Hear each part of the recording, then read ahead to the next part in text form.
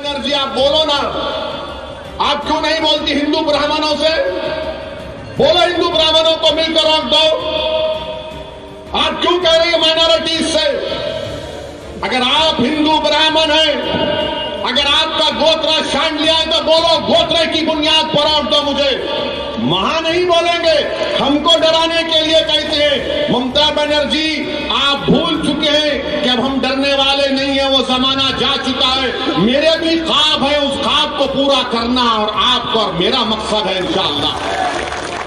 ममता बनर्जी कहती है कि मैं शेरनी हूं, तो सुनो ममता बनर्जी, असदुद्दीन का नाम दीन का शेर है, मेरा नाम भी शेर का है। शेर शेरनी का खेल अगर खेल लाए तुम तैयार हैं।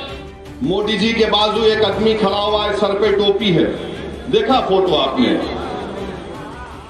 मोदी जी खड़े हैं, सर पे टोपी है और उनको कान में कुछ बोल रहा है, देखा ना फोटो आपने? तो मीडिया के लोग हमसे पूछे क्या बोला होगा वो, तो हम बोले तुम सुनोगे? तो बोले बोलो। मेरे को नहीं मालूम कि वो क्या है, कौन है, मैं तो आप जानते, मैं तो नहीं जानता। बोले क्या बोला होगा? तो उसने कान में कहा, मोदी जी मैं बांग्लादेशी नहीं हूं। किसी ने पूछा और क्या कहा होगा? तो उसने कहा, मोदी जी हम कागज नहीं दिखाएंगे एनआरसी एनपीआर के लिए।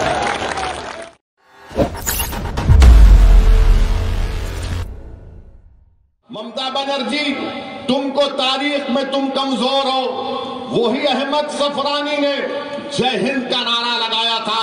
अगर आज कोई जय हिंद बोलता है तो हैदराबादी के निकालने इस नारे पर बोलता है। मैं वो हैदराबादी हूं ममता बनर्जी, मेरी रगों में उन मुजाहिदीन आजादी का खून दौड़ता है।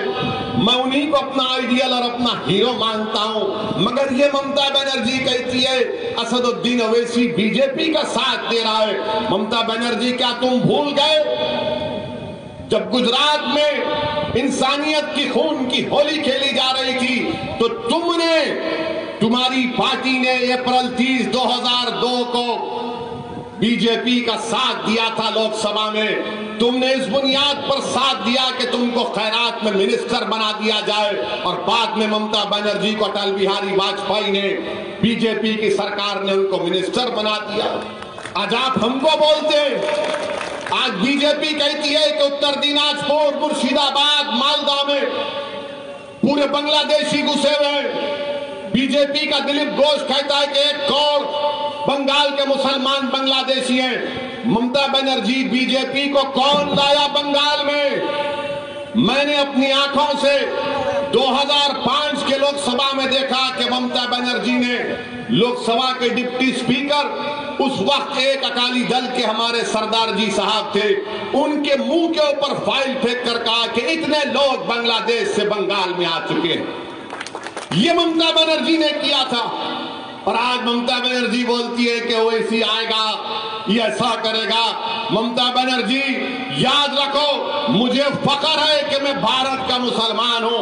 अगर आप हिंदू ब्राह्मण हैं तो मैं भी बराबर का शहरी हूं। तुम मुझसे बड़ी नहीं हो ना मुझसे कम हो, मगर तुम्हारा ये दिमाग, अगर तुम ये समझ रही हो कि हिंदू ब्राह्मण होने की बुनियाद पर बंगाल का मुसलमान और दलित वरना सिस्टम में नहीं आता, वो हकीर है। ये तुम्हारी गलती है, ये तुम्हारा गुरूर है, ये तुम्हारा गुरूर है जो तुम ताकत में आज इख्तिदार पर हो, तुम उसमें डूब कर कह रही हो। इंशाअल्लाह ताला जो कोई भी गुरूर में रहता है, परवरदिगार उसके गुरूर को खत्म कर देता है, परवरदिगार उसके ताकत को खत्म करके रख देगा।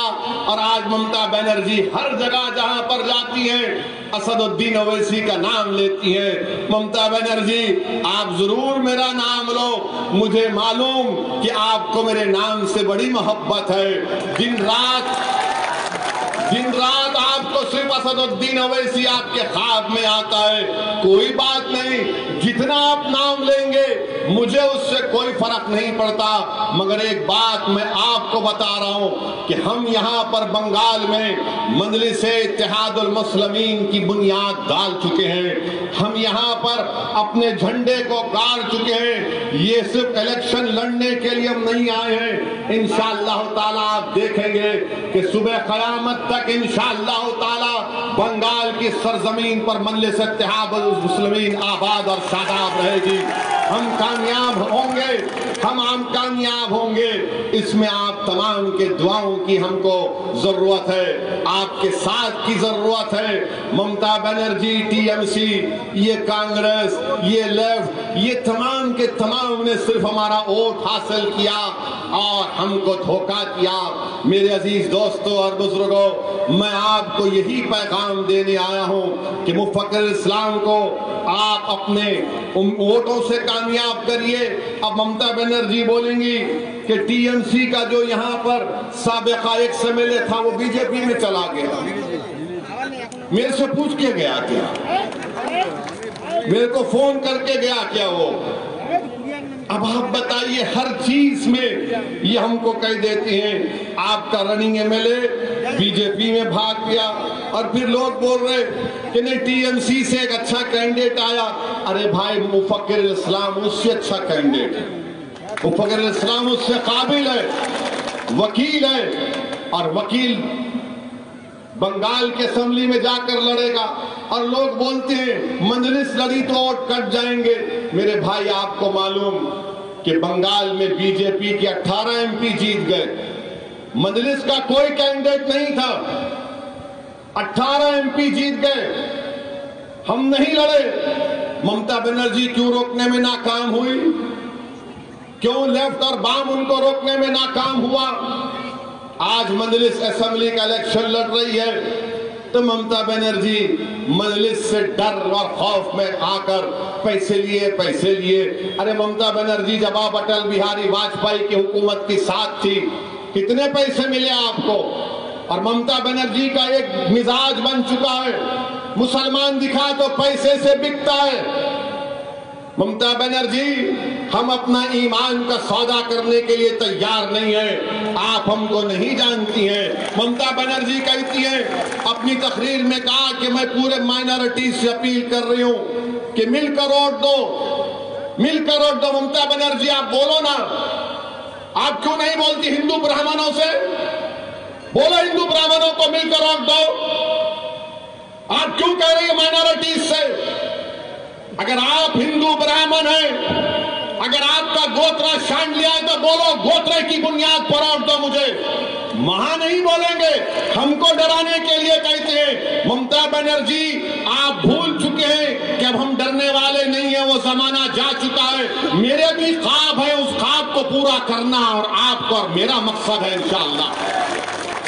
ममता बनर्जी कहती है कि मैं शेरनी हूं, तो सुनो ममता बनर्जी, असदुद्दीन का नाम दीन का शेर है, मेरा नाम भी शेर का है। शेर शेरनी का खेल अगर खेल रहा है तो हम तैयार हैं। आप कोई भारत की रानी नहीं है, मोदी कोई भारत का राजा नहीं है कि ममता बनर्जी के खिलाफ बोले तो पैसे ले लिए, मोदी के खिलाफ बोले तो ये एंटी नेशनल है, जिहादी है। ये कौन सी सियासत आप लोग चला रहे हैं? मेरे अजीज दोस्तों और बुजुर्गों, मेरी आपसे गुजारिश है कि आप मुफक्किर इस्लाम को अपने वोट देकर इनको कामयाब करिए। और यहाँ पर जो बीजेपी के कैंडिडेट हैं, ये राइस मिल ओनर है। आप बताइए, ऐसा आदमी क्या खिदमत करेगा आपकी? ये तो पूरा चावल लेकर के अपने घर में रख लेगा, पूरा गरीब को परेशान कर देगा। और बीजेपी क्या कर रही है? अभी थोड़े दिन पहले अखबार में आपने फोटो देखा होगा, मोदी जी के बाजू एक आदमी खड़ा हुआ है, सर पे टोपी है। देखा फोटो आपने? मोदी जी खड़े हैं, सर पे टोपी है और उनको कान में कुछ बोल रहा है। देखा ना फोटो आपने? तो मीडिया के लोग हमसे पूछे क्या बोला होगा वो, तो हम बोले तुम सुनोगे? तो बोले बोलो। मेरे को नहीं मालूम कि वो क्या है, कौन है, मैं तो आप जानते, मैं तो नहीं जानता। बोले क्या बोला होगा? तो उसने कान में कहा, मोदी जी मैं बांग्लादेशी नहीं हूं। किसी ने पूछा और क्या कहा होगा? तो उसने कहा, मोदी जी हम कागज नहीं दिखाएंगे एनआरसी एनपीआर के लिए। फिर किसी ने पूछा और क्या कहा होगा उस लड़के ने मोदी जी को? तो उसने कहा मोदी जी हम ट्रिपल तलाक के कानून को नहीं मानते। फिर किसी ने पूछा और क्या कहा, तो उस शख्स ने कहा हो सकता है कि मोदी जी मेरी तरह की टोपी कब पहनेंगे आप। फिर किसने पूछा और क्या कहा, तो उसने कहा मोदी जी मैं तो सर पे टोपी पहना हूं, कम से कम आप तो देश की जनता पर टोपी मत पहनाओ, बहुत पहना चुके। बीजेपी हर मैदान में नाकाम साबित हो चुकी है। ममता बनर्जी, कांग्रेस और वाम की वजह से बंगाल में बीजेपी आई है। मेरी आपसे गुजारिश है, मेरी आपसे इल्तिजा है, मैं आपको सच्चाई बयान कर रहा हूं। ये रात बड़ी लंबी रहने वाली है, ये रात बड़ी लंबी रहने वाली है। इसलिए जरूरी है कि इस अंधेरी और तूफानी रात में आपको एक रोशनी की जरूरत है, और वो रोशनी मजलिस इत्तेहादुल मुस्लिमीन आपके रूप में है। आप इसको जमात को मजबूत करिए। बिहार में अख्तरुल ईमान साहब हैं, हमने वहां पर 5 एमएलए हमारे जीत कर आए। वो सीमांचल की सरजमीन जो भारत की सबसे पसमानदा सरजमीन है, वहां पर अख्तरुल ईमान की क़ियादत में 5 एमएलए जीत कर आए। और जब ये 5 जीते तो लोग बोल रहे थे 5 जीते क्या करेंगे। बिहार में तो 280 है ना अख्तर भाई एमएलए, 280 के करीब है, मगर 5 जब जीते तो नीतीश कुमार की नाक में दम करके रख दिए। नीतीश कुमार मजलिस के मेले को देखते ही परेशान हो जाता है। इसी तरह अगर मुफ्फकिर इस्लाम यहां से कामयाब होगा तो जब वो बंगाल की असेंबली में जाएगा तो इतिहार की जनता की आवाज बनेगा, गरीब मजलूमों की आवाज बनेगा, दलित, मुसलमान और आदिवासी तमाम गरीबों की आवाज बनकर उनके हक के लिए, उनके इंसाफ के लिए लड़ेगा। मजलिस इत्तेहादुल मुस्लिमीन आपके साथ है मेरे अजीज दोस्तों और बुजुर्गों। अगर आपको हमारे वीडियोस पसंद आए तो प्लीज लाइक करें, सब्सक्राइब करें और शेयर करें।